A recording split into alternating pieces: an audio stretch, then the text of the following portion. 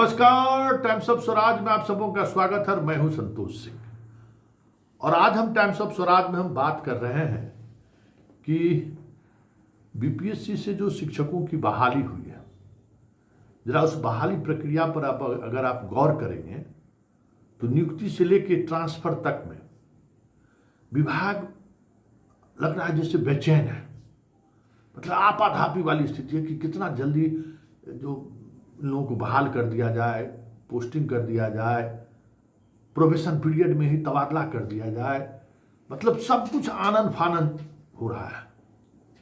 देख रहे हैं, तबादला में भी देख रहे हैं कि जो बीपीएससी वाले हैं उनको प्राथमिकता दी जा रही है। जो 10 बरस, 12 बरस, 15 बरस से जो विभिन्न स्कूलों में अदर स्टेट का ही हो या बिहार के लोग हैं, उनको नोटिस तक नहीं लिया जा रहा है।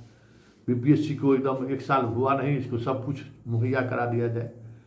ये सारी चीज़ें देख ही रहे ना, इसमें कहीं कोई देखे ना भाई, नियुक्ति में कोई जांच नहीं, कोई वेरिफिकेशन नहीं, डॉक्यूमेंट सही है कि नहीं है, सीटेट एसटीएटेड क्या क्या है उस सब का सर्टिफिकेट सही है कि नहीं, जहाँ से बीएड का डिग्री लिया है वो डिग्री सही है, कुछ जांच नहीं, सीधे अपॉइंट कर दिया जाए। तो उस समय समझ में यही आ रहा था कि चुनाव का समय है, सरकार क्रेडिट लेना चाहती है और के पाठक को पीठ पर हाथ रख दिया है, तो पाठक अपना चाबू घुमा रहे हैं।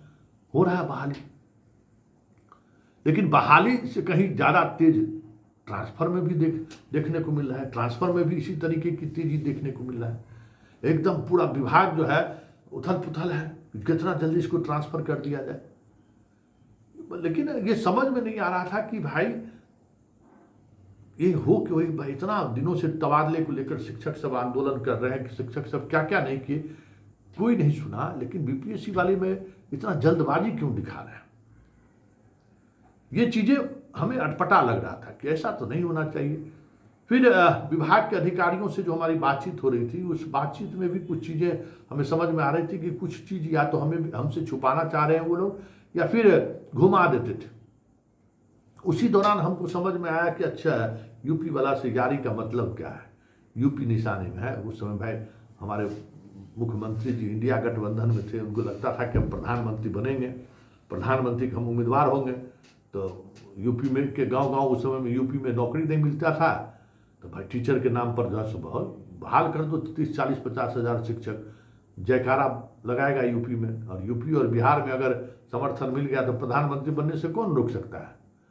तो ये माइंडसेट समझ में आ रहा था कि इस माइंडसेट के तहत जो है सो विभाग काम कर रही है। लेकिन कल जब कल 2 दिन पहले डोमिसाइल वाले मामले पर जब भाकपा माले का विधायक संजीव सौरभ जब सवाल का जवाब जब दे रहे थे विजय चौधरी, तब हमको समझ में आया कि अच्छा माजरा क्या है। आरक्षित वर्ग की रिक्तियां हैं जो लगभग 60% हो जाती हैं, वो सिर्फ इसी राज्य के लोगों के लिए आरक्षित है। जितनी आरक्षित वर्ग की रिक्तियां हैं उसमें इसी राज्य के छात्र या अभ्यर्थी नियुक्त होते हैं। इसीलिए लगभग 60% सरकारी नौकरियों में अभी भी राज्य के अंदर के आते हैं और पूर्ण रूप से दूसरे राज्यों की तर्ज पर लागू करने की योजना नहीं है। इसलिए माननीय सदस्य आग्रह किया अपना प्रस्ताव सरकार ने अपनी अध्यक्ष स्पष्ट की है कि अपना संकल्प वापस लेना चाहते हैं। अध्यक्ष महोदय,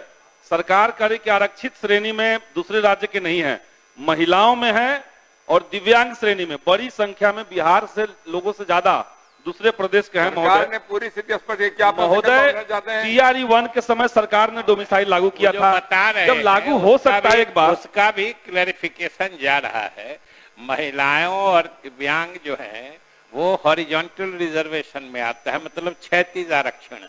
वर्टिकल आरक्षण दूसरा होता है, उसमें सामाजिक वर्ग होता है।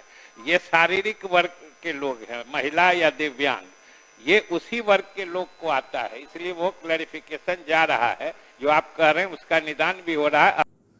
देखिए, महिला और विकलांग का जो है ना जेंडर रिजर्वेशन है, समझिए, वर्टिकल नहीं हॉरिजॉन्टल है, ठीक है ना। तो सरकार ने निर्णय लिया कि ठीक है, हम 50% जो है आरक्षण हम जो देने जा रहे हैं, हम महिलाओं को देंगे शिक्षक नियुक्ति में। और हुआ ये 50% आरक्षण की तो बात हो गई, 50% से तो ज़्यादा आप आरक्षण दे नहीं सकते हैं। लेकिन बीपीएससी ने क्या किया,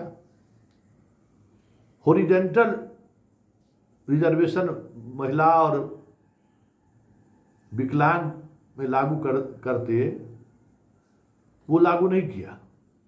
वो क्या किया, वो वर्टिकल लागू कर दिया। वर्टिकल लागू करने से क्या हुआ कि 53% रिजर्वेशन का लाभ मिल गया महिलाओं को, और बाकी जो सीट बचा, बाकी सीटों पर भी महिलाएं आ गई। महिला का प्रतिशत हो गया 70%, 75%। तो वो तो नीतीश जी यह सोच कर किए कि चलो वोट बैंक महिला सब इतना बहाल हो जाएगी तो क्या दिक्कत है। आरटीआई का आप देख भी रहे हैं कि आरटीआई में साफ लिखा हुआ है कि भाई ऊर्ध्वाधर महिलाओं की नियुक्ति में हम लोगों ने निकाला, जबकि उनको 36 निकालना था।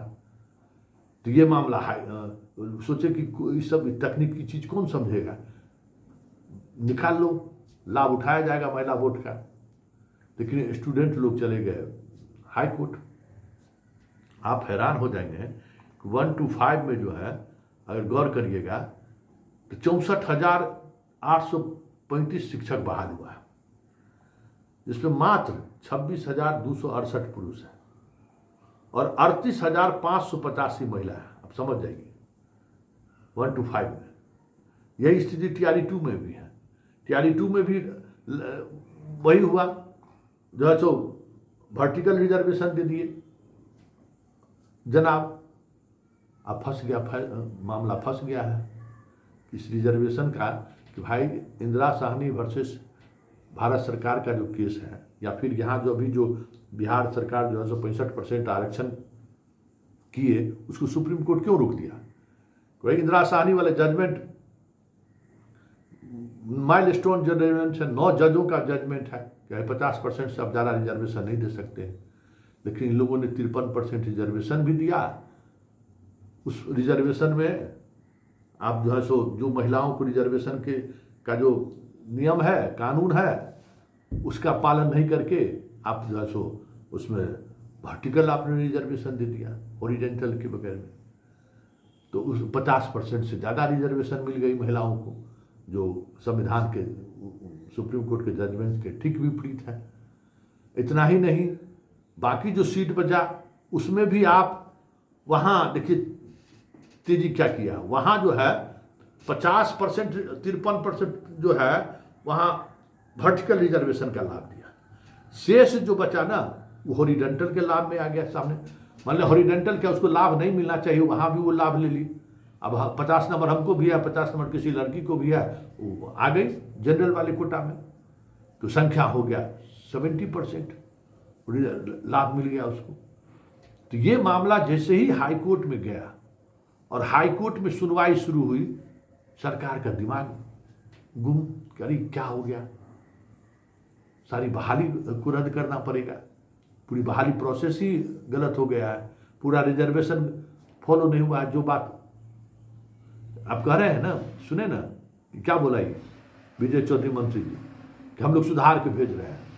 तो क्या सुधारेंगे भाई? जो हजारों हजार लड़कियों को आप बहाल कर लिए हैं, इसी में यूपी वाली सब भी आ गई, बहाल कर दिए हैं, उसको कैसे हटेगा? और उस यूपी वाली भी रिजर्वेशन का लाभ ले लिया है बहुत लोग, उसको रिजर्वेशन का लाभ मिल गया है। उसमें वो क्षैतिज का आप फार्मूला दिखा रहे हैं, उसी क्षैतिज के फार्मूला में ना आप कह रहे हैं कि जो 5 नंबर कम भी है उसको आप हटा नहीं सकते हैं, क्योंकि वो जो हॉरिजॉन्टल रिजर्वेशन में महिला एक जेंडर है, वो उसको आप कास्ट के आधार पर या बाकी चीज़ों पर नहीं बांट सकते हैं। महिलाएं कहीं की भी हो, चाहे बिहार की हो, चाहे यूपी की, चाहे दिल्ली की, जो स्टेट गवर्नमेंट रिजर्वेशन देगा उसमें उसको रिजर्वेशन का लाभ मिलेगा। ये लीजिए, तो वहाँ उसको आप इस आधार पर जो है सो यूपी के तमाम लड़कियों का नौकरी आप सुरक्षित कर दिए, वहाँ चुप हो गए। क्यों? वहाँ कहे कि भाई हम इसमें क्या कर सकते हैं, लड़कियों के मामले में, महिलाओं के मामले में रिजर्वेशन का जो प्रावधान है वो जेंडर है, मतलब हर महिला को रिजर्वेशन का लाभ मिलेगा, चाहे कहीं का भी। वो क्षैतिज रिजर्वेशन यही ना, हॉरिजॉन्टल रिजर्वेशन यही ना, हॉरिजॉन्टल रिजर्वेशन यही ना है।